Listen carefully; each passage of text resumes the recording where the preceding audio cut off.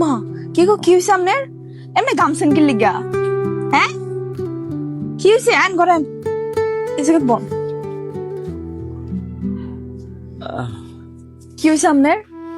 হ্যাঁ, বাজারে গেছিলাম, অটোটা লয়ে বাইরে হইছি, প্রচুর পরিমাণে রোদ। আর ওই যে কি যেন বাদুয়াছর বড় ব্রিজ, ওইখানে যাওয়ার পরে শরীরটা এত খারাপ করতেছে। পরে একটা ভাড়া নিছিলাম, পরে লোকেরা ভয়ে নাইমা গেছে। আমি তাড়াইতেছিলাম, তারা চাইছিল মাথায় পানি দিত, আমি না করছি।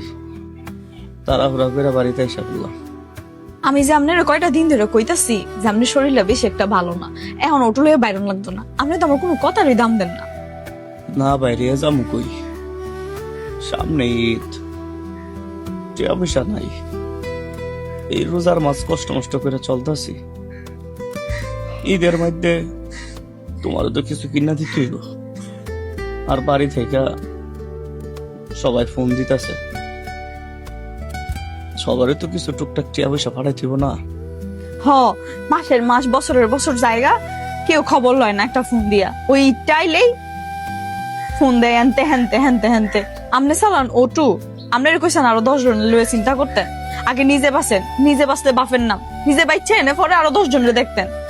সবকিছু যদি এমন সহজ হইতো তাইলে তো ভালোই আছিল। আমি পরিবারের বড় ছেলে, কাম করি বা না করি সবাই তো বড় ভাইয়ের আশায়, বড় ছেলের আশায় আশা কইরা থাকে। এখন কাম করি বা না করি, শরীর ভালো থাকুক বা না থাকুক, শোনেন, আমি তো আপনার না করি নাই কাউরে কোনো কিছু দিতে। আপনার তৌফিকে যতটুকু কুলাইবো অতটুকুই তো দিবেন, এর বেশি আশা করে লাভ আছে? তাছাড়া নিজের শরীরের অবস্থাও তো দেখতে হইব। এই যে অসুস্থ হইয়া যে কাজ করতেছেন, আপনার যদি কোনো কিছু হয়ে যায় তখন কার কি হইব? সবাই তো সবার মতো ভালো থাকবো, দিন শেষে আমি বিধবা হয়ে যাব, আমার সংসার নষ্ট হয়ে যাবে। আফু, কেমন আছো? ভালো। কেমন আছেন? হ্যাঁ ভালো আছি, তুমি কেমন আছো? আলহামদুলিল্লাহ ভালোই আছি।